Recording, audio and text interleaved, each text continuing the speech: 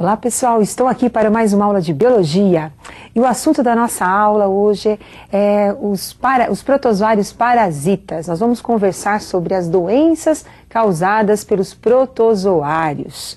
Lembrando que os protozoários são seres unicelulares eucariontes. Então vamos conversar um pouquinho mostrando para vocês a estrutura de um protozoário. Então observem, por favor, o eucarionte unicelular. Então, como exemplo, nós temos o Trypanosoma cruzi. Observem a presença do núcleo, então é uma célula eucarionte. Nós temos também a membrana ondulante do protozoário e o flagelo, a estrutura locomotora desse ser vivo. Como acabamos de ver, nós temos protozoário como o Trypanosoma cruzi, que apresenta um flagelo, uma estrutura de locomoção. Temos também protozoários como as amebas, cuja estrutura de locomoção são os pseudópodes. Temos os protozoários que apresentam cílios como estrutura de locomoção. E temos os protozoários que são chamados de esporozoítas, que não apresentam uma estrutura propriamente dita de locomoção. Se locomovem através da corrente sanguínea de um indivíduo ou da corrente de líquidos de um indivíduo.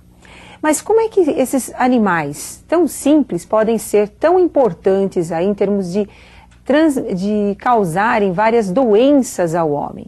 São essas doenças que nós vamos conversar um pouquinho. Então, iniciando o estudo das doenças, vamos mostrar para vocês algumas das doenças causadas pelos protozoários. Então, observem, por favor. Leishmania é um protozoário, um parasita, que causa a leishmaniose, conhecida também como úlcera de Bauru. Trypanosoma cruzi causa doença de Chagas, importante. Plasmodium SP, porque nós temos várias espécies aqui no Brasil de plasmódio. Plasmodium vivax, o malari, causam a patogenia malária. Temos o Trypanosoma cruzi, causando a doença de Chagas, e o Trypanosoma gambiensis, causando a doença do sono, também conhecida como torpor ou encefalite, onde o paciente entra em coma profunda no quadro dessa doença. E agora nós vamos conhecer um pouquinho mais sobre a doença de Chagas. A doença de Chagas é uma doença causada, como eu já falei, pelo Trypanosoma cruzi. Essa doença é transmitida por um inseto, um vetor, conhecido como barbeiro. O nome científico dele é Triatoma infestans. O barbeiro, ele é um hemíptero, tem meia asa, voa muito mal. E como é que ocorre esse ciclo, a transmissão e a evolução da doença? Então observem agora o ciclo da doença de Chagas. Então nós temos aí o barbeiro ou chupança. Quando o barbeiro suga o sangue dos animais silvestres, como o gambá, o morcego, o tatu, ou mesmo quando ele suga o sangue de uma pessoa infectada com a doença de Chagas, com a presença então do Trypanosoma cruzi na corrente sanguínea, o barbeiro então apresenta agora as formas do Trypanosoma no seu interior. Com isso, essas formas do Trypanosoma são levadas para o intestino do barbeiro, onde começam a se reproduzir e vão produzindo outros Trypanosoma cruzi. Essas formas do Trypanosoma cruzi vão para o intestino do barbeiro e permanecem no seu intestino. O barbeiro, ele é encontrado principalmente nessas casas de pau a pique, nas frestas dessas casas, os seus ninhos. Então ele faz a sua oviposição, nós vamos encontrar ninhos de barbeiro. À noite, quando eles saem para procurar a comida, sugam o sangue das pessoas que estão descobertas, geralmente o rosto, por isso o nome barbeiro. E com isso, ao sugar o sangue dessas pessoas, eles defecam.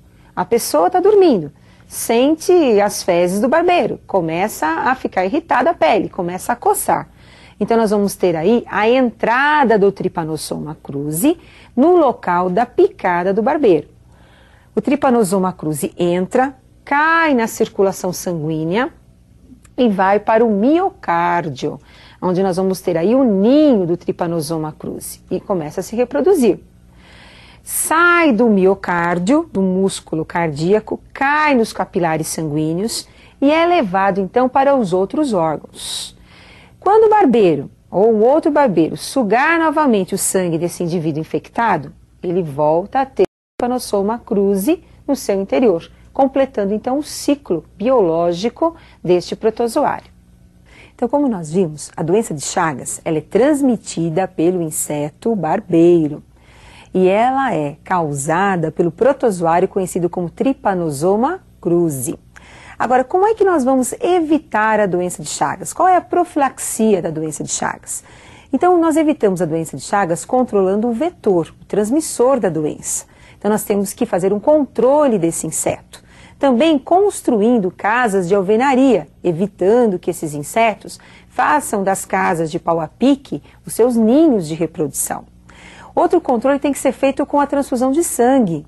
Pessoas que estão contaminadas com Trypanosoma cruzi não podem doar o seu sangue. Tem que ser feito um exame nesse sangue, evitando a transfusão de sangue contaminado.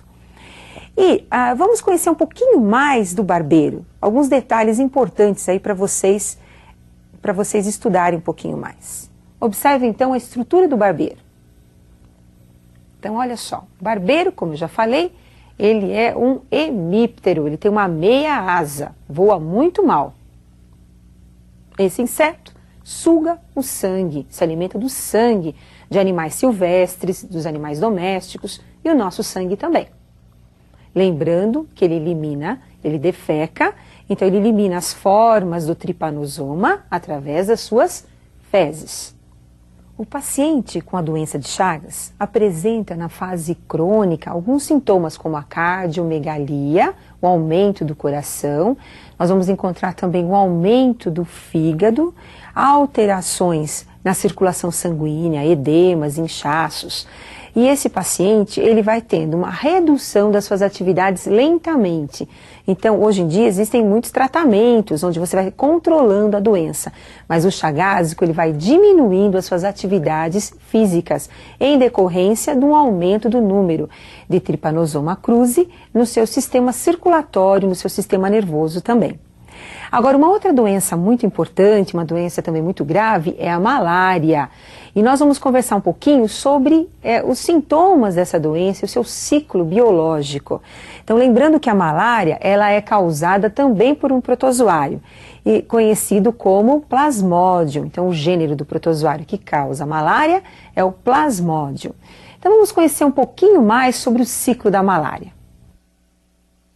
Então, a malária, ela é transmitida por um mosquito. Como vocês estão observando, nós temos aí agora o sangue de uma pessoa com as formas do protozoário, do plasmódio na corrente sanguínea. Então, o mosquito, o Anopheles, também conhecido como mosquito prego, ele suga o sangue de uma pessoa infectada. O sangue com as formas agora do protozoário cai no aparelho digestório do mosquito e vão agora formar os gametas masculino e feminino. Então, nós vamos ter agora a formação dos gametas masculino e feminino do protozoário. Reprodução, então, sexuada acontecendo no mosquito. Com a fecundação, a formação do zigoto. O zigoto agora vai se instalar no intestino do mosquito e começa a se reproduzir, formando agora as formas conhecidas como esporozoitos, como vocês estão observando. Os esporozoitos arrebentam as células do intestino, caem na circulação e vão para a saliva do mosquito. Então, pessoal, no mosquito nós temos o ciclo da reprodução sexuada do plasmódio. Não esqueçam porque isso é importante. Então, nós falamos que o mosquito ele é considerado como um hospedeiro definitivo da malária, porque ocorre a reprodução sexuada. Agora, vamos continuar no nosso esqueminha? Quando o mosquito pica uma pessoa que não tem a doença, para sugar o sangue, ele inocula uma substância anticoagulante, presente na saliva do mosquito. Essa substância presente na saliva, que é inoculada no paciente, ela está levando as formas esporozoitos